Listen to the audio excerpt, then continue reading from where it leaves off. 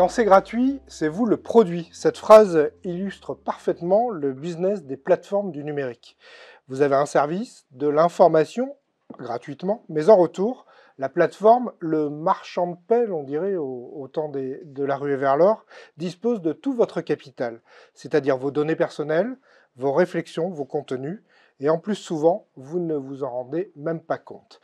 Anna Lombert, vous êtes philosophe, Gaël Giraud, vous êtes économiste et prêtre jésuite. Vous êtes en train d'écrire un livre sur ce sujet, dont le titre est Le capital que je ne suis pas. Alors déjà, pourquoi un tel ouvrage à quatre mains? Anne. Eh bien, je pense qu'en fait, le but de cet ouvrage, c'était justement de croiser un petit peu les réflexions sur l'économie de Gaël avec les réflexions que moi, je pouvais avoir sur les nouvelles technologies numériques et les transformations économiques et sociétales, politiques qu'elles induisent. Il se trouve aussi que on travaillait par ailleurs sur des questions des questions, on va dire, de modèles économiques d'avenir qui pouvaient se croiser. Les communs du côté de Gaël, la contribution de mon côté, que j'avais travaillé avec le philosophe Bernard Stiegler et qu'on avait envie, enfin en tout cas c'était mon envie, de confronter un peu ces perspectives pour voir si elles pouvaient s'articuler et si elles pouvaient constituer des voies alternatives par rapport aux problèmes que posent les plateformes numériques aujourd'hui. D'un point de vue économique, d'un point de vue politique et aussi d'un point de vue anthropologique plus généralement. Donc je crois que c'était un peu ça le but de cet ouvrage et de cette rencontre. Alors on va reprendre, on va faire comme un philosophe ou comme un professeur de philosophie, on va reprendre le titre, Le capital que je ne suis pas. Donc on va dire qu'il y a le capital côté économique et puis il y a le que je ne suis pas qui sans doute fait référence à, je pense, donc je suis. Ah, ça c'est intéressant. Alors je peux commencer si vous voulez, puis je laisserai Anne répondre pour la question de à quoi le capital que je ne suis pas fait référence. En fait, c'est une autre manière de répondre à la première question que vous avez posée, de dire la même chose que ce qu'a dit Anne, mais autrement. En fait, on a travaillé ensemble et réfléchi au printemps dernier. Et puis à l'été, on s'est rendu compte qu'on avait une thèse fondamentale qui était ce que vous avez dit très rapidement, si c'est gratuit, c'est vous le produit.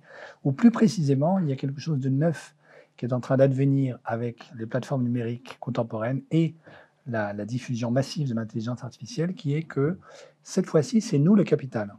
C'est-à-dire c'est nous, les utilisateurs ou les usagers, qui sommes la source de profit des entreprises propriétaires des plateformes numériques ou les entreprises propriétaires de l'algorithme qui est caché derrière le chatbot du type ChatGPT, par exemple. Bon. Et donc, on a réfléchi ensemble avec Anne à qu'est-ce que ça veut dire à la fois du point de vue philosophique, comme rapport à la technique, rapport au monde, Anne va y revenir, et puis qu'est-ce que c'est que ce nouveau modèle économique. Et là, sur cette question-là, je crois qu'on a été stimulé par une réflexion d'un autre économiste, Yanis Varoufakis, qui, lui, a une thèse complètement différente, qui est que les plateformes numériques nous font sortir du capitalisme, parce qu'elles seraient en fait la mise en œuvre d'un business model, d'un modèle d'affaires dans lequel, au fond, ce qui compte désormais, c'est la rente, c'est-à-dire que le propriétaire de la plateforme numérique nous livre une plateforme dans laquelle nous nous sommes installés, un petit peu comme le propriétaire terrien au Moyen-Âge livrait à ses serfs la terre, et puis à nous de la faire fructifier. Et nous n'avons pas d'autre échappatoire possible que de faire fructifier la terre ou la plateforme proposée par l'entreprise. Voilà. Et en fait, le diagnostic que nous posons avec Anne est vraiment différent. C'est une manière de dire non, non, non. Ce modèle d'affaires-là ne nous fait pas sortir du capitalisme, à condition de s'entendre sur ce que ça signifie, mais au contraire est un approfondissement d'une logique qui est déjà à l'œuvre depuis au moins 6 siècles, qu'on a baptisée la capitalisation. Et du coup, la réponse du philosophe ou de l'anthropologue et puis du théologien, c'est de dire, eh bien, peut-être qu'en fait, c'est une question de survie pour nous que de dire non, moi, je ne suis pas le capital que vous êtes en train d'essayer de me faire devenir. Voilà. Alors peut-être un mot avant de céder la parole à Anne sur qu'est-ce que c'est que la capitalisation. C'est une opération symbolique, économique, politique, qui consiste à décider que désormais, telle ressource, à la fois, ça peut être une ressource matérielle, un champ ou une forêt, ou une ressource symbolique, la culture, un livre, une œuvre d'art, va devenir un stock. Ça n'est plus un flux, c'est un stock. Et la valeur de ce stock, dans l'opération de capitalisation, nous décidons qu'elle est exactement égale à la somme actualisée de tous les flux de profits futurs que ce stock va permettre de dégager. Donc ça, c'est une opération qui paraît anodine aujourd'hui, parce qu'elle est omniprésente dans toute la finance, dans la comptabilité, dans l'essentiel des raisonnements que les économistes mainstream peuvent avoir à peu près à tout sujet. Et en réalité, elle est extrêmement étrange si vous y réfléchissez. Prenons l'exemple d'une forêt. Est-ce qu'une forêt, c'est un stock? Si vous interrogez n'importe quel biologiste, ingénieur agro, il va vous dire non.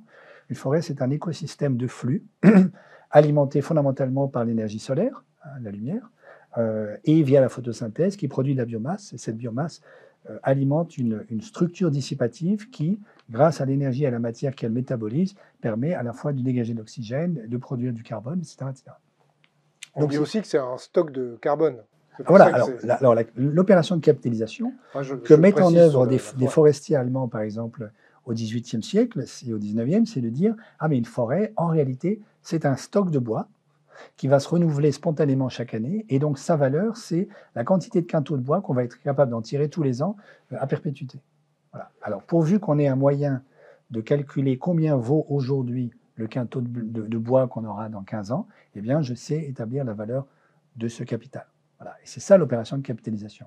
Et donc la thèse que nous défendons dans le livre, c'est que les plateformes numériques d'aujourd'hui, et c'est renforcé, cette logique est renforcée par l'usage de l'intelligence artificielle, de la dite intelligence artificielle, ces plateformes numériques nous utilisent, nous, comme capital.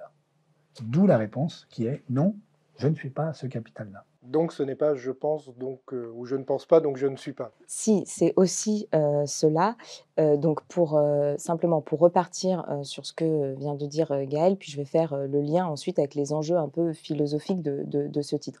Donc effectivement, le point, c'est de dire que une fois définie cette opération de capitalisation comme la transformation d'un flux en un stock qui va pouvoir être du coup approprié, accumulé, puis marchandisé pour générer du profit, eh bien, on se rend compte, quand on regarde l'époque actuelle du capitalisme, que c'est ce qui a lieu à travers justement donc les activités de ces plateformes numériques, puisque nos comportements, nos interactions, nos relations sociales, qui sont des flux temporels, voilà, vous agissez, vous vivez, vous vous comportez, vous vous liez à certaines personnes, tout ça, ça se fait dans le temps. Eh bien, tous ces flux d'activités sont en fait convertis sous forme de stock à travers des données numériques qui vont être collectées, appropriées et revendues, si vous voulez. Et donc, tout votre temps d'existence, d'une certaine manière, va devenir une ressource, un capital pour des entreprises privées qui vont essayer aussi de rendre toutes ces activités le plus probable et le plus calculable possible en vous suggérant les comportements, les contenus appropriés. Donc l'idée, c'était de caractériser un petit peu cette époque du capitalisme numérique ou du capitalisme computationnel à partir de cette opération de capitalisation. Ensuite, ce titre spécifique, il fait référence à un texte d'un philosophe beaucoup plus contemporain que Descartes, qui s'appelle Jacques Derrida, qui lui-même faisait référence à Descartes, dans un livre qui s'intitule « L'animal que donc je suis », pardon, excusez-moi, parce que je les mélange. Et en fait, je ne vais pas du tout résumer le livre ici, mais c'est une référence, ce titre de Derrida, à Descartes, je pense donc je suis. Mais qu'est-ce que veut dire Derrida dans ce livre? En fait, il veut il cherche à montrer que à partir de Descartes, la philosophie, d'une certaine manière, les différents courants philosophiques sont restés dans une forme de dualisme. Bon, je raccourcis un peu la pensée de Derrida, mais c'est-à-dire d'opposition entre, d'un côté, la pensée, l'âme, et de l'autre, le corps, entre l'intelligible, le sensible. Et l'intellectuel, le manuel, etc. On retrouve ces oppositions un peu partout, en réalité, même dans le langage courant. Et l'idée de Derrida, c'était de dire que finalement, quand on reste dans ces oppositions-là, en fait, on isole ce qui relève de la pensée, de l'intelligible, de la signification, de ce qui relève du corps, du sensible, de la matière, si vous voulez. Or, quand vous regardez un petit peu les fondements de l'informatique théorique, vous vous rendez compte que cette science de l'informatique repose sur une distinction analogue, à savoir la distinction entre l'information d'un côté et le support de l'autre, le logiciel d'un côté et le matériel de l'autre. Autrement dit, on reste dans les technosciences contemporaines, dans ces oppositions métaphysiques entre l'âme et le corps, entre la forme et la matière, entre l'information et le support. Et sous couvert de scientificité, d'objectivité, etc., on croit s'être débarrassé en fait de tous les dualismes métaphysiques, mais on les retrouve à l'œuvre dans les discours transhumanistes contemporains qui nous promettent que nous allons télécharger notre pensée, notre esprit sur des supports matériels et puis survivre, etc., etc. En fait, ce que soutient Derrida, c'est que tous ces dualismes reposent sur une dissociation entre la pensée et le corps et sur le déni du fait que nous ne pensons que parce que nous sommes des êtres incarnés, des êtres désirants aussi, et que c'est précisément la raison pour laquelle il n'y a aucun sens à attribuer la pensée, la conscience ou l'intelligence à des dispositifs de calcul algorithmique. Vous voyez? Donc l'idée, c'était Donc un le mot peu... intelligence artificielle est une expression très mauvaise. Oui, une expression complètement trompeuse qui a pour fonction de nous leurrer disons, en nous influençant et en nous incitant à anthropomorphiser des dispositifs techniques, technologiques, numériques, computationnels. Et tant que nous les anthropomorphisons, c'est-à-dire tant que nous leur attribuons des propriétés ou des capacités humaines, eh bien, nous nous empêchons de questionner ce qu'ils font aux humains, ce qu'ils font à nos capacités mentales, psychiques, intellectuelles. Et donc, moi, je crois que c'est un petit peu ce qu'on suggère dans l'introduction et dans la conclusion du livre, que ces discours-là ont pour vocation, en fait, à nous masquer les véritables enjeux qui sont derrière ces développements technologiques et industriels contemporains. Alors, l'histoire du capital et de l'humain, en fait, c'est une expression qui n'est pas liée au numérique parce qu'on parle de capital humain dans le monde des ressources humaines, dans le management. C'est-à-dire qu'on dit aux chefs d'entreprise, votre capital, c'est l'humain, notamment dans le tertiaire et dans les prestations intellectuelles. Donc finalement, est-ce que l'humain est un capital et est-ce qu'il pourrait être un capital, puisque là, on apprend avec les RH à l'entretenir, à y faire attention. Ben, à l'origine, si vous voulez, on pourrait dire l'esclavagisme est construit sur l'idée que l'humain peut être du capital. Au sens où les esclaves, par exemple dans la comptabilité des colonies esclavagistes au XVIIIe et au XIXe siècle, sont comptabilisés exactement comme des meubles. C'est du capital, un esclave. Voilà, et ça se C'est-à-dire revend sur un qu'on marché. l'achète à un prix et on sait qu'il va nous rapporter Voilà, ensuite. ben, on achète au prix dont on pense qu'il est égal à la somme actualisée des profits futurs qu'il va pouvoir dégager. Donc il y a cette idée-là qui hante en fait notre économie occidentale depuis des siècles, hein, qui est oui, on est capable de traiter un humain comme du capital, et ça veut dire en fait le transformer en esclave. Voilà. Alors après, ce qui se passe avec le concept de capital humain, essentiellement chez un économiste américain qui s'appelle Gary Becker, dans les années 50, c'est l'idée que bon, en fait, l'opposition classique entre le capital et le travail est factice parce qu'en réalité, même le travail, c'est du capital. L'humain est encore du capital. Voilà. Et ça, d'une certaine manière, la lecture que nous en faisons dans le livre, c'est de dire c'est un approfondissement de cette logique de capitalisation qui, pour nous, est en fait le secret du capitalisme. Il y a au moins parmi les économistes une dizaine de définitions possibles et contradictoires d'ailleurs du capitalisme. Il y a celle de Marx, il y a celle des économistes néolibéraux, etc. Et celle que nous proposons, nous, c'est de dire, au fond, une société est capitaliste à partir du moment où la logique de capitalisation commence à devenir dominante. Donc il n'y a pas une période, enfin, on ne passe pas d'une société féodale à une société capitaliste du lundi au mardi, et on ne sort pas du capitalisme du mardi au mercredi. C'est des transformations, c'est des plaques tectoniques, si vous voulez, c'est très lent, ça s'opère sur des siècles, mais aujourd'hui, force est de constater que cette logique de capitalisation est dominante, et que avec ces diagnostics que nous posons, elle est en train maintenant d'atteindre une étape supplémentaire, nouvelle, inédite, qui est de transformer l'usager d'un certain nombre de services numériques en du capital. Voilà, c'est ça en fait la nouveauté. Et c'est en cela que, je crois, notre thèse à nous se distingue vraiment de celle de Yanis Varoufakis. Alors, j'ajoute un mot, parce que Anne y a fait allusion. Pour que ça marche, d'une certaine manière, cette opération-là, ça veut dire qu'il faut que nos comportements deviennent prévisibles autant que possible. Pourquoi? Parce que, je le redis, le capital, c'est un stock dont on peut anticiper à l'avance le flux des revenus futurs, des profits futurs, qu'on est capable d'actualiser en euros d'aujourd'hui. Et donc, ça veut dire qu'on doit pouvoir prévoir ce que va faire ce stock. Donc, vous et moi qui devenons du stock d'informations, il faut que notre comportement devienne prévisible. Alors, ça a des conséquences anthropologiques majeures, j'imagine qu'Anne va y revenir, mais vous voyez que c'est là que toute la politique des nudges, des petites incitations pour que vous pensiez de telle ou telle manière ou que vous choisissiez telle musique, etc., tout ça, c'est aussi destiné à rendre votre comportement prévisible pour que vous soyez vraiment du capital. Voyez. Et donc, c'est aussi une autre thèse qu'on défend dans le livre. Cette logique-là ressemble beaucoup, à s'y méprendre, à celle qu'on observe sur les marchés financiers. C'est-à-dire, ça devient de la prophétie autoréalisatrice. Hein, donc, je dis ça rapidement. Sur les marchés financiers, vous avez ce qu'on appelle classiquement des tâches solaires. C'est-à-dire que vous avez un groupe, par exemple, d'investisseurs ou de traders qui se convainquent, à tort ou à raison, peu importe, que, par exemple, je dis n'importe quoi, le yen va baisser contre le dollar. Bon, ce qui se passe Que en les 2030. taux d'intérêt vont baisser. Ou que les taux d'intérêt vont baisser, voilà, peu importe. Alors, les taux d'intérêt, c'est encore autre chose, mais après, on rentre dans la technique. Mais disons, je préfère mon exemple de yen et du dollar, vous verrez pourquoi dans un instant. Et donc, si tout le monde, enfin, si une masse critique de traders en sont convaincus, bon, qu'est-ce qu'ils vont faire? Ils vont vendre le yen pour éviter de perdre de l'argent. En vendant le yen massivement, ils vont effectivement provoquer la baisse du cours du yen. Et donc, la prophétie devient autoréalisatrice. Bon. Sur ces plateformes numériques, il se passe quelque chose d'analogue, c'est-à-dire que vous avez un certain nombre d'influenceurs, avec 40 guillemets, qui sont en réalité là pour dicter à une partie de la population, des usagers que nous sommes, ce qu'il faut penser, comment il faut s'habiller, quel est le dernier truc à la mode, etc. Et en fait, ça permet de rendre prévisible le comportement de tous. Et donc, les algorithmes arrivent derrière pour faciliter cette espèce de ce grégarisme mimétique de tous vis-à-vis d'un tout petit nombre d'influenceurs. Voilà.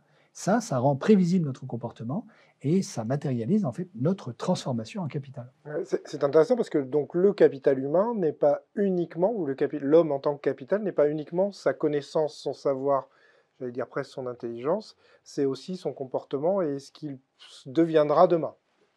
Oui, d'une certaine manière, avec ces plateformes-là, c'est plus seulement, on va dire, ses connaissances, ses savoirs, mais c'est en quelque sorte sa vie quotidienne qui devient, une forme de capital. Ouais. Alors, après évidemment, la vie quotidienne, des humains, disons, est quand même constituée de savoirs. Mais vous voyez, pas forcément des savoirs au sens, des connaissances, de contenu, de connaissances, mais au sens des savoir-vivre, des savoir-être, des savoirs-manger, des savoirs cuisiner, des savoirs, aimer, et cetera, et cetera. Bon, savoir habiter. Donc, d'une certaine manière, ce sont bien toujours des savoirs qui vont être convertis sous forme de données et surtout qui vont être, d'une certaine manière, calculés et anticipés en permanence. Et c'est pour ça que c'est très problématique parce qu'en réalité, à travers tous ces savoirs, même les petits savoirs du quotidien, hein, eh bien, les différents, groupes affirment, expriment d'une certaine manière leur singularité et leur caractère, on va dire,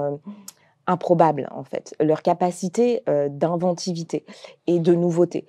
Et donc, quand tous ces savoirs, du quotidien, quand cette vie quotidienne devient, ce capital dont parlait Gaël, eh bien, d'une certaine manière, ce qui est menacé, c'est le renouvellement, de ces savoirs, de ces savoir-vivre, quotidiens et leur diversité aussi, donc leur évolution et leur diversité.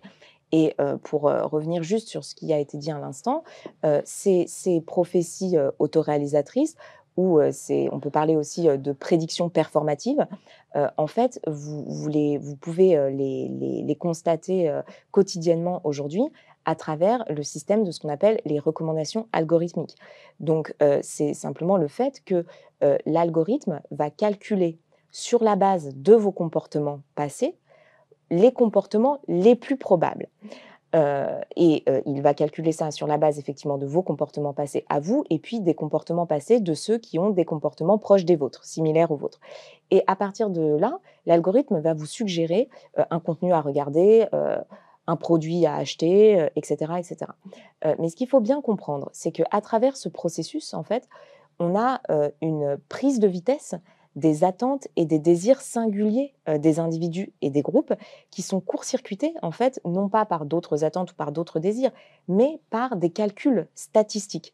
Or, quel est le principe d'un calcul statistique? Gaël pourra peut-être revenir plus précisément là-dessus, mais c'est que le calcul statistique, c'est toujours un calcul qui renforce les moyennes, qui renforce les probabilités et qui élimine justement tout ce qui est nouveau, tout ce qui est singulier, tout ce qui est improbable.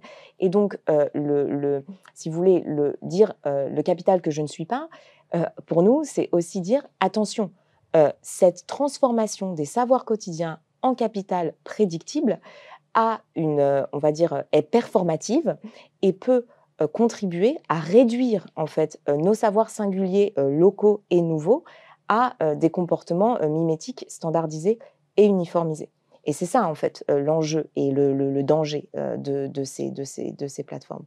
Enfin, Oui, pour prendre un exemple, Si ChatGPT avait existé à l'époque de Copernic, de Galilée, jamais nous ne nous serions convertis à une vision héliocentrée du système solaire. Hein. Nous serions tous en train de croire de nouveau que la Terre est au centre du système solaire. Hein, puisque à l'époque où Copernic et Galilée défendent cette idée-là, c'est complètement neuf, c'est considéré comme complètement hétérodoxe, c'est de la fantaisie, etc. Bon, voilà. Et donc ChatGPT éliminerait ça immédiatement parce que c'est pas conforme à la moyenne. Hein.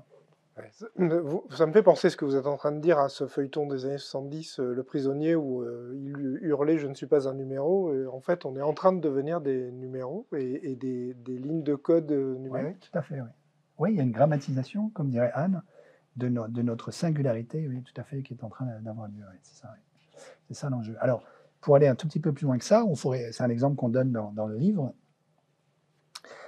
On donne un exemple musical qui est supposé que vous alliez sur YouTube et puis vous aimez beaucoup, par exemple, les œuvres de Bach au piano, les variations Goldberg, par exemple, et puis donc vous avez l'habitude d'écouter les variations Goldberg au hasard. Bon, et donc YouTube vous recommande 5 ou 6 interprétations, notamment celle de Glenn Gould, évidemment, en particulier celle de 1981, que je recommande à tous ceux qui sont en train de regarder cette émission. Voilà. Et puis, supposez que la même personne, le même usager, bon, il a sa propre trajectoire esthético-métaphysique. Il aime aussi beaucoup la musique de Scriabine, Alexandre Scriabine, grand compositeur russe de la fin du 19e, très influencé par Chopin, romantique torturé, voilà, un peu mystique. Bon. Et il aime la version par Samson-François, lui-même autre grand pianiste très romantique français, bon, des années 50-60. Bon. A priori, c'est deux mondes, c'est deux univers esthétiques complètement différents. Et donc, aucun logiciel de recommandation ne va pouvoir de manière intelligente en un sens sensible, avec une intelligence esthétique minimale, réconcilier ces deux préférences musicales. Bon. Donc ce que va faire le logiciel, complètement désemparé, c'est vous recommander éventuellement les rares autres morceaux musicaux qui ont été écoutés par les 3 internautes sur la planète qui écoutent à la fois Glenn Gould jouant Bach et puis Samson-François jouant Scriabine. Il n'en existe quasiment pas. Pourquoi? Parce que, comme l'a dit Anne, en fait, le logiciel, tout ce qu'il peut faire, c'est des statistiques sur le passé. Et si vous êtes en fait en train d'inventer une nouvelle rencontre esthétique qui n'a jamais eu lieu jusqu'à présent, ben, le logiciel est complètement désemparé. Alors la réponse, la vraie réponse en fait à cette rencontre improbable entre Bach et Scriabine, c'est ce qu'a fait Shostakovich, Dimitri Shostakovich, grand musicien de l'époque soviétique, qui écrit 24 préludes et fugues, qui sont à l'évidence une espèce de palimpseste des préludes et fugues de Bach, mais Shostakovich est lui-même complètement l'héritier de l'école de musicale de Pétersbourg, de Saint-Pétersbourg. Bon. Et donc de Scriabine, Rachmaninoff. Donc c'est une inspiration par voilà. sa culture. Exactement. Et donc Scriabine fait du neuf, quelque chose d'inédit, impossible à anticiper, et aucun logiciel de prétendue intelligence artificielle ne pourra jamais reproduire le geste d'interprétation, c'est un geste herméneutique, de la part de Shostakovich. Alors est-ce que ça veut dire que notre monde est en train de, j'allais dire, de s'éteindre, en tout cas la pensée va se rabougrir? Alors, je ne sais pas si on peut le dire comme ça, mais ce qui est important, de bien voir, c'est que l'enjeu là, qui à travers les exemples qu'a donné Gaël, c'est, de bien distinguer le calcul d'une part et l'interprétation d'autre part. Et de bien voir que les 2 ne sont pas opposés, parce que si vous voulez, vous avez, besoin de calculer, c'est-à-dire vous avez besoin d'automatiser toutes sortes de choses pour pouvoir interpréter et produire du nouveau. Mais, le risque, c'est toujours que le calcul vienne prendre de vitesse et court-circuiter les processus d'interprétation, si vous voulez. C'est ça, l'enjeu. Et donc, si vous voulez, quand je dis calcul, on peut dire automatisme. Quand je dis interprétation, on peut dire désautomatisation. Nous sommes, en tant qu'êtres vivants et pensants, bon, des êtres qui interprétons, en fait. Nous ne calculons pas, hein, même s'il y a beaucoup de scientifiques aujourd'hui, ou en tout cas de technoscientifiques, qui sont aussi des entrepreneurs, des industriels, qui tentent de nous convaincre que notre cerveau fonctionne comme une machine à calculer, mais en réalité, c'est beaucoup, beaucoup plus complexe et nous créons du sens, si vous voulez. Nous sommes dans le sens, nous ne sommes pas dans le calcul. Et donc, l'enjeu, c'est pas de condamner les technologies numériques, c'est simplement de se demander à chaque fois quelle est la part du calcul, quelle est la part de l'interprétation. Et par exemple, c'est très clair quand on compare à un dispositif comme ChatGPT, donc ce gros modèle de langage qui génère automatiquement des textes, hein, et une plateforme comme Wikipédia. En fait, dans les 2 cas, vous pouvez constater que des technologies numériques dans les deux cas, il y a des algorithmes dans les deux cas, etc., etc. Mais la place enfin, les rapports entre calcul et interprétation ne sont pas du tout les mêmes dans les deux. Pourquoi? Parce que sur Wikipédia, vous avez une plateforme numérique qui sert à quoi? Qui sert à partager les interprétations diverses et variées de différents individus ou de différents groupes, qui vont ensuite entrer en débat, il va y avoir du conflit, des controverses, etc. Mais précisément en raison de ces débats, de ces conflits et de ces controverses, on va avoir des savoirs qui vont non seulement être fiables et certifiés, parce qu'ils sont discutés par les pairs, certifiés par les pairs, donc ils peuvent créer de la confiance et du crédit du point de vue de ceux qui les lisent, de ceux qui les reçoivent, et en même temps, on va avoir des savoirs qui vont tendre à toujours se renouveler. Donc, même si effectivement il y a des mécanismes de censure, des mécanismes voilà, problématiques sur Wikipédia, comme dans tout dispositif, on va dire, institutionnel, collectif, etc. Mais les savoirs se renouvellent parce qu'en fait, la plateforme est ouverte à la diversité des contributions et au débat, à la discussion, à la délibération. Dans un dispositif comme ChatGPT, vous passez une commande à une machine qui va vous générer un texte sur la base de la probabilité de suite de signes. Donc, en fonction du début de votre demande, la machine va calculer, enfin les algorithmes vont calculer les signes les plus probables qui suivent les signes que vous avez entrés dans l'interface. Et donc, le texte qui va être produit va être un texte produit uniquement sur la base des calculs, des moyennes et on va dire une sorte de texte statistique en fait. Mais les processus d'interprétation, les processus de délibération sont court-circuités. Donc, vous avez à la fin un texte qui n'est ni vrai ni faux, mais qui, en tout cas, n'est pas fiable, n'est pas certifié et n'est pas le fruit, si vous voulez, d'une activité d'interprétation. Et là, ça pose toutes sortes de problèmes parce que, comment dire, parce que, bah, évidemment, comme ce sont des machines statistiques, tout ce qui est singulier, improbable, nouveau tend à être systémiquement éliminé et surtout, toutes ces activités interprétatives sont prises de vitesse par l'algorithme. Donc voilà, je pense il faut, enfin, plutôt que d'opposer, si vous voulez, la machine à l'humain ou le numérique à la pensée, il faut vraiment se demander à chaque fois quels sont les rapports entre calcul et interprétation à travers ces différents dispositifs techniques, dont nous avons besoin aussi pour toutes sortes de raisons. Hein, mais voilà. Sachant que les algorithmes sont conçus par des humains. Et d'ailleurs, même la base de connaissances de ChatGPT a été, j'allais dire, nettoyée par des êtres humains, hein, parce que l'intelligence artificielle fonctionne toujours de la même manière, avec au départ du in-out ou de ça marche pas. En tout cas, en contenu par rapport à des questions ou des réponses. Donc aujourd'hui, on ne peut pas non plus dire que l'intelligence artificielle est bonne à jeter, c'est-à-dire que ça reste quand même. Enfin, l'homme a encore la main. Ah oui, oui, alors du point de vue des mathématiques, c'est très clair. En fait, d'abord, il y a encore plein de choses à comprendre. Hein. Fondamentalement, du point de vue des maths, on ne comprend pas bien comment fonctionne l'intelligence artificielle, donc au sens, disons, de réseau de neurones. En particulier, si vous voulez, pour ceux qui voient un petit peu ce que ça veut dire, on utilise un algorithme d'optimisation qui s'appelle un algorithme du gradient stochastique. Bon, on ne va pas rentrer dans le détail ici. Et en réalité, cet algorithme, dans les contextes dans lesquels on l'utilise pour les réseaux de neurones utilisés dans les algorithmes d'intelligence artificielle, n'a aucune raison de converger. Enfin, on ne sait pas, d'un point de vue théorique, prouver qu'ils devraient toujours converger. Or, ils convergent. Voilà. Donc ça reste aujourd'hui une question ouverte pour les mathématiciens qui s'intéressent à ce problème. Donc c'est très intéressant. Ça permet de faire des choses qu'on n'était pas capable de faire il y a 50 ans, il n'y a aucun doute. Voilà. Mais ce sur quoi on insiste avec Anne dans notre livre, c'est pas tellement. Alors on dit voilà, oui, c'est un objet mathématique très intéressant. Mais la question, c'est le modèle économique et donc derrière aussi la politique et l'anthropologie sous-jacente à la manière dont ces algorithmes sont utilisés aujourd'hui dans les plateformes numériques et les logiciels du type chatbot, ChatGPT qui nous sont livrés. C'est ça qu'on questionne. Alors justement, vous apportez des réponses dans cet ouvrage. Alors vos réponses qui sont complémentaires mais différentes, enfin en tout cas sur deux sujets différents. Vous parlez beaucoup, Gaël Giraud, des communs, et vous parlez beaucoup, Anne, du participatif ou du contributif.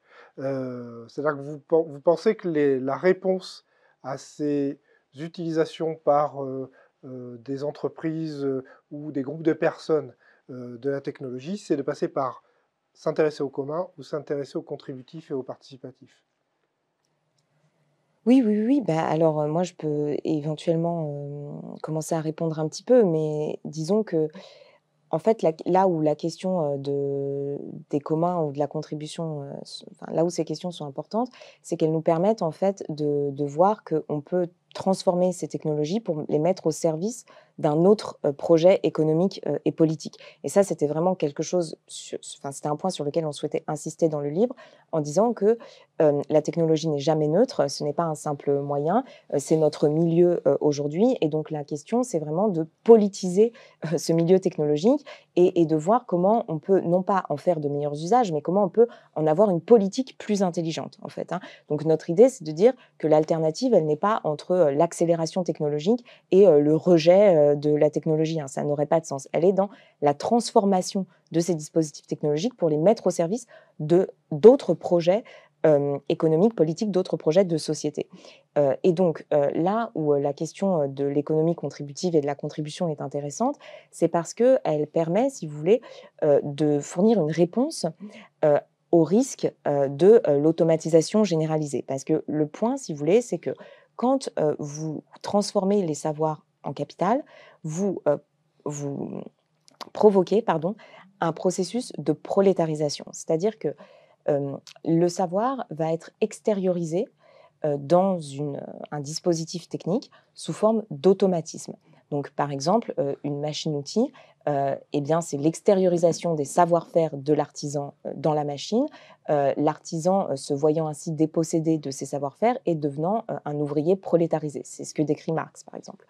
Dans le cas du numérique, et des technologies numériques, des automates algorithmiques, eh bien, ce ne sont plus les savoir-faire qui sont extériorisés dans ces dispositifs technologiques, mais ce sont les savoir-vivre, comme on l'a vu tout à l'heure, et les savoir-penser aussi, qui vont être d'une certaine manière grammatisés, donc divisés en un ensemble de petites opérations discrètes et implémentées sous forme d'automatisme algorithmique. Et donc, le risque, si vous voulez, c'est un processus de prolétarisation généralisée. C'est le philosophe Bernard Stiegler qui emploie ce terme pour dire que finalement, ce sont plus seulement nos savoir-faire qui sont extériorisés et délégués à des machines, mais aussi nos savoir-vivre et nos savoir-penser. Et donc, l'économie contributive ou le paradigme de la contribution, si vous voulez, il consiste à dire que à ce stade du capitalisme et de la prolétarisation généralisée, eh bien, l'enjeu, c'est de valoriser les savoirs, en fait. Parce que les savoirs, nous allons en avoir vraiment besoin si nous voulons non seulement comprendre la nouvelle époque technologique qui arrive, et puis aussi se révéler capable de faire face aux crises écologiques, politiques, économiques. Bon, dans une période de transition, en fait, nous avons vraiment besoin de savoir. Donc l'enjeu de l'économie contributive, c'est de valoriser les savoirs.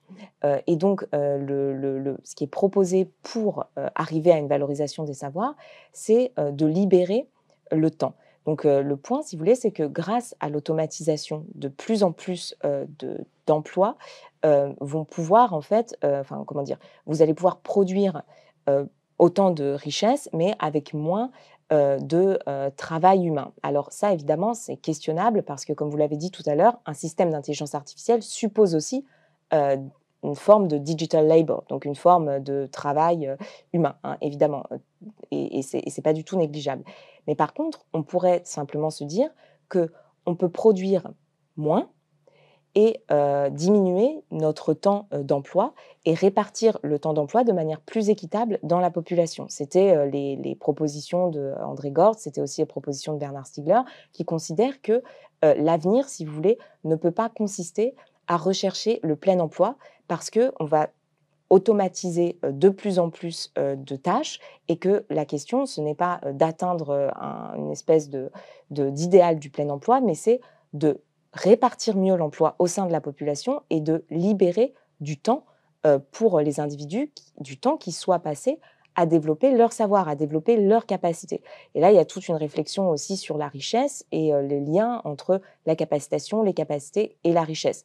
Vous savez que Amartya Sen avait fait des capacités le principe d'un des indicateurs économiques, d'un des indicateurs de richesse. Peut-être, Gaël, tu pourras en reparler mieux que moi, en disant que finalement, la richesse d'une société, d'une population se mesure aussi aux capacités, aux savoirs partagés par les habitants. Or, l'automatisation généralisée menace les savoirs, donc la question, c'est pas de savoir si les automates vont remplacer les humains, c'est de savoir comment on imagine un dispositif économique qui valorise les savoirs, les savoir-faire, les savoir-vivre, les savoir-penser, dans, les populations. Voilà. Est-ce que ce temps libéré, donc pour contribuer au savoir, il peut aussi être utilisé pour participer au commun? Donc Oui, c'est ça en bien fait sûr. la complémentarité de vos deux réflexions. Oui, oui, tout à fait. Juste pour souligner ce que vient de dire Anne, qui me semble absolument fondamental, hein.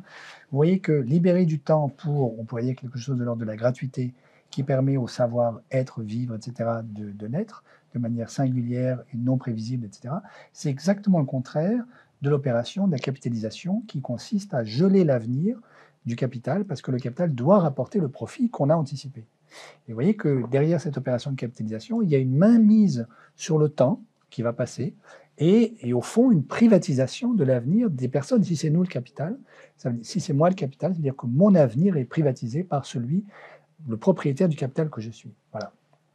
Et donc la proposition que mentionne Anne va exactement dans le sens contraire. C'est une proposition d'émancipation par rapport à cette menace-là. Et puis alors, vous avez bien raison de dire, ça peut servir à faire la promotion des communs, il y a dédié du temps aux communs, qui est un peu, disons, la structure juridique alternative à aussi bien la propriété privée, et quand on pense au capital, on pense d'abord à la propriété privée, mais aussi à la propriété publique. Parce que le capital, au fond, n'a pas nécessairement vocation à être du capital privé, il y a aussi du capital public. Et l'Union soviétique nous a montré ce que c'est qu'une société dans laquelle une bonne partie du capital disponible devient de la propriété publique, et ce n'est pas nettement préférable à la privatisation absolue du lien social. Et donc, les communs, c'est la voie tierce, qui n'est ni, on pourrait dire, le totalitarisme soviétique, ni la privatisation tous azimuts des postes libéraux d'aujourd'hui. C'est-à-dire, c'est un type de propriété partagée à l'intérieur d'une communauté de gens. C'est pas tout le monde, c'est pas l'auberge espagnole, hein. Donc, par exemple, les travaux de Elinor Ostrom sont très clairs là-dessus. C'est absolument indispensable que la communauté de personnes qui administre et prend soin d'un commun soit bien au clair sur qui fait partie de la communauté, à quelles conditions on y rentre, etc. Bon. Et puis surtout, soit au clair sur les règles de décision, de discussion, sur la manière dont on va prendre soin du commun. Voilà. Et donc la grande question, je crois, et c'est ce qu'on dit dans le livre, hein, des plateformes numériques aujourd'hui, c'est comment est-ce qu'on recrée du commun numérique en utilisant la technique extraordinaire qui est la nôtre, qui est à notre disposition. Wikipédia, d'une certaine façon, est quand même une tentative de création d'une encyclopédie universelle qui fonctionne comme un commun, puisque tout le monde peut y contribuer, à condition d'avoir du temps libre. Voilà. Et c'est ça l'inouï, c'est qu'il y a beaucoup d'internautes finalement qui ont encore du temps libre aujourd'hui. Oui, on a l'impression que les plateformes nous prennent notre temps, quoi. Ah ben, c'est très clair, puisque tout temps de cerveau disponible doit pouvoir être utilisé pour être capitalisé et susciter du profit. Et donc voilà, Wikipédia, c'est une tentative de création d'un commun digital qui s'oppose en fait à, on pourrait dire, l'Encyclopédia Britannica, qui est elle, en fait, une encyclopédie publique, gérée par l'État. Voilà. Et aujourd'hui, on sait qu'il y a moins d'erreurs scientifiques dans Wikipédia que dans l'Encyclopédia Britannica et beaucoup plus d'informations dans Wikipédia. Peut-être que le bas blesse quand même dans votre présentation ou dans vos théories, c'est comment l'individu gagne de l'argent. Alors est-ce que c'est le revenu universel, comme certains en parlent? Est-ce qu'on est riche d'autre chose? Enfin, il y a un moment, il faut bien qu'on se nourrisse, ou alors on change complètement de système et de modèle. Oui, oui, alors, c'est tout à fait, clair que, l'idée, c'est d'imaginer des systèmes, de financement aussi, des modèles économiques, qui permettent, de rendre ce type, on va dire, de principe, viable. Donc là, il y a on a fait différentes hypothèses dans l'ouvrage, dans la troisième partie. Donc l'économie contributive, si vous voulez, elle se base sur l'idée d'un revenu contributif. Alors le revenu contributif, c'est pas un revenu universel, c'est un revenu qui a vocation à, rétribuer, disons, rémunérer des activités contributives. Alors vous allez me dire: «Mais comment et qui décide, qu'une activité est contributive?» Donc ça veut dire que ça implique aussi, des, institutions, nouvelles, au sein desquelles, des citoyens pourraient décider, de la valeur contributive ou non, d'une activité. Mais ça, vous voyez, on ne peut pas en donner une réponse universelle parce que ça dépend aussi des localités. Ça dépend des territoires. Sur tel territoire, une activité, va peut-être être jugée comme étant fondamentale, alors que sur un autre territoire, ce ne sera pas celle-là qui sera, jugée comme étant la plus fondamentale. Donc on peut penser à différents exemples. Moi, je donne dans la dernière partie du livre, des exemples qui concernent, l'éducation et puis l'agriculture biologique parce que j'avais travaillé dans un projet de recherche contributive où justement on essayait de mettre en place ce type de projet lié à ces secteurs-là. Gaël donne un autre exemple dont il vous parlera ensuite. Mais si vous voulez, dans ce cas-là, bah, l'idée c'était de dire que par exemple, dans au sein des écoles, au sein des structures de protection maternelle et infantile, etc., on avait monté un projet pour réfléchir avec des chercheurs, des psychologues, des médecins, etc., à la question des effets des écrans sur les jeunes enfants et comment les parents pouvaient lutter contre ça, comment les professionnels de l'éducation, du soin pouvaient lutter contre ça et quelles étaient les nouvelles organisations sociales, les nouvelles pratiques thérapeutiques à mettre en place. Ce projet-là, dans un monde idéal, il aurait pu être désigné par une collectivité locale, par un groupe de citoyens comme étant prioritaire sur le territoire parce que les effets en termes de pathologie comportementale, psychique des écrans sont très dangereux pour les habitants et aussi coûteux économiquement, hein, parce que tout ça après ça a un coût. Bon, et on pourrait imaginer que les citoyens se mettent d'accord sur, le caractère contributif, c'est-à-dire, utile, pour le territoire, de ce type, de projet. Et dans ce cas-là, les personnes qui participent, hors de leur temps d'emploi, pourraient se voir attribuer un revenu contributif, par exemple. Donc, on peut ça, c'est juste un exemple parmi 1000 autres, en fonction des territoires, en fonction des projets et cetera. Mais, et sur la question du financement de ce revenu contributif, bah, on a fait un certain nombre d'hypothèses dans le livre que Gaël pourra peut-être détailler. Mais l'enjeu, si vous voulez, c'est vraiment, de penser, voilà, une organisation, sociale selon d'autres principes qui ne sont pas, comme Gaël le disait tout à l'heure, la captation du temps pour la consommation, mais au contraire la libération du temps pour la pratique de savoir. Et ça, c'est essentiel si on veut sortir de cette logique de capitalisation qui est celle de la plupart des plateformes numériques aujourd'hui. Et ça nous permet aussi de renouer avec les principes qui étaient à l'origine de ces technologies numériques, c'est-à-dire la contribution, dans le cas du logiciel libre par exemple, et le partage des savoirs avec voilà, le web, les liens hypertextes, etc. Donc si vous voulez, nous avons avec ces technologies comment dire, des perspectives pour réinventer aussi nos sociétés. Oui, vous voyez que dans ce que dit Anne, il y a un collectif qui se met ensemble et qui décide collectivement, selon des règles qu'il s'est données à lui-même, de la manière dont il va valoriser telle ou telle activité. Vous voyez que ça suppose en fait un discernement, donc une interprétation collective. Donc on est toujours... Ce qu'on essaie de dire, c'est... Et au fond, c'est un geste démocratique, hein. Il n'y a pas à tortiller, si je puis dire.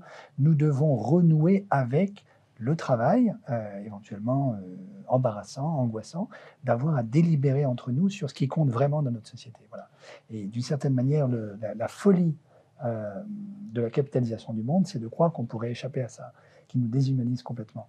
Pour compléter un tout petit peu la réponse à votre question, dans le livre, on développe aussi quelque chose, je crois, qui est très amusant, qui est la valeur de Shapley. J'en dis un mot, parce que vous disiez, mais alors, en fait, qu'est-ce que ceci a comme conséquence du point de vue de la manière dont on gagne de l'argent? Alors, la valeur de Shapley, c'est un concept qui vient de Lloyd Shapley, qui a eu le prix Nobel d'économie, un théoricien des jeux américain, malheureusement décédé maintenant, qui est très utilisé en intelligence artificielle, dans la dite intelligence artificielle. Par exemple, supposez que vous ayez un algorithme qui vous identifie la probabilité que tel symptôme signifie qu'en réalité la personne qui souffre de ces symptômes a un cancer du sein, par exemple. Alors, ce que va faire l'algorithme, puisqu'il va traiter des millions de cas précédents, on va lui faire du learning, c'est-à-dire qu'on va lui apprendre petit à petit à identifier correctement la pathologie, etc. Et la question qu'on va se poser, que se posent les concepteurs de ce type d'algorithme, c'est quel est finalement dans la batterie des symptômes qu'on a proposé à l'algorithme, celui qui contribue le plus, disons, au diagnostic final. Alors pour ça, on va retirer ce symptôme et on va refaire calculer la probabilité par l'algorithme du cancer du sein, par exemple, s'il n'y avait pas ce symptôme. Et on va faire ça pour tous les symptômes. Et en fait, celui qui fait baisser le plus la probabilité du diagnostic final, ce sera celui qui a contribué le plus, finalement, à ce diagnostic. Voilà. Alors ça, c'est l'usage qu'on fait de la valeur de Shapley en intelligence artificielle. Et en fait, on pourrait très bien imaginer, certains économistes l'ont fait, utiliser la valeur de Shapley comme mesure de la contribution de chacun, en fait, à la société. Alors, qu'est-ce que ça veut dire concrètement? Ça veut dire, pour mesurer la valeur de votre contribution à la société, on va faire l'expérience de pensée qui est, que se passerait-il si vous ne travailliez pas? Et en fait, on a tous fait cette expérience de manière massive au moment de la pandémie, hein, puisqu'un certain nombre d'entre nous se sont retirés du travail. D'autres, on a vu, la société ne pouvait pas se passer d'eux, et ils ont été aux premières lignes en dépit des risques épidémiologiques. Et donc, ce sont ceux-là, en fait, ces travailleurs invisibles qui sont absolument indispensables à notre société et qui sont tels que si on les retirait du dispositif, notre société s'effondrerait, par exemple. Et on remarquera que le capitalisme, le libéralisme les rémunère très peu. C'est ça le paradoxe, c'est que ce sont eux qui sont les plus mal payés. Voilà. Alors, Et parce que ça ne tiendrait plus, c'est ce qu'on a entendu. C'est-à-dire que si on se mettait à bien les payer, en fait, le système ne tiendrait plus. Ah ben ça, c'est pas clair du tout. La valeur de Shapley, donc l'idée de Shapley, c'est de dire la valeur économique de la contribution de chacun, c'est ce que perdrait le système si on retirait cette contribution. Et donc, si vous pensez par exemple au plan Orsec, en cas de catastrophe naturelle sur une ville, qu'est-ce qu'on doit faire? On doit sauver un certain nombre de métiers indispensables à la survie de la ville. Alors, parmi ces métiers, vous n'avez ni star de foot, ni star de rock, ni trader, ni PDG de grosse boîte, etc. Vous avez les manutentionnaires des machines d'évacuation des eaux usées. Pourquoi? Parce que si ces machines tombent en panne, les eaux usées ne sont plus évacuées, et là c'est le choléra, ou bien une suite de pandémies dans la ville, et tout le monde meurt. Donc la première chose à faire, c'est de sécuriser la santé des manutentionnaires des machines d'évacuation d'eau usée. Donc en fait, ça veut dire que ces personnes-là, qui sont généralement sous-payées, ont une contribution au sens de la valeur de Shapley qui est absolument décisive. Voilà.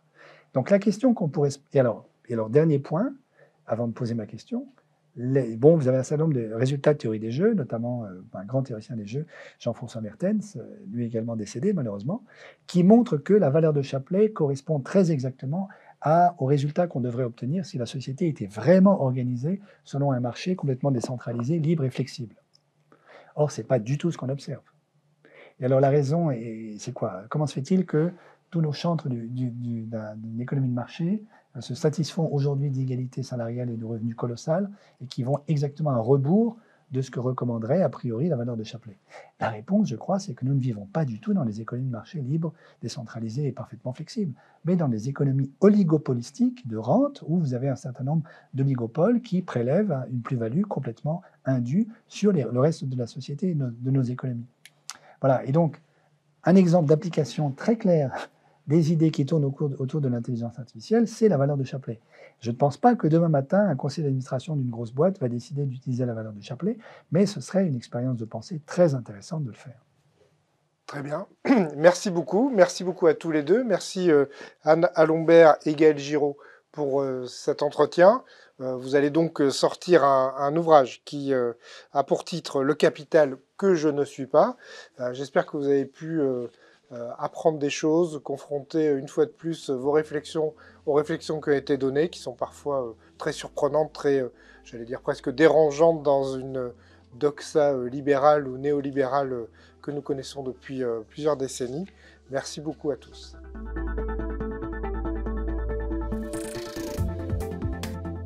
Merci à la chronique Agora de nous avoir accueillis une nouvelle fois dans leur magnifique studio. N'oubliez pas de télécharger gratuitement leur rapport « La meilleure alternative à la monnaie classique en temps d'inflation ». Le lien est accessible dans la description de cette vidéo.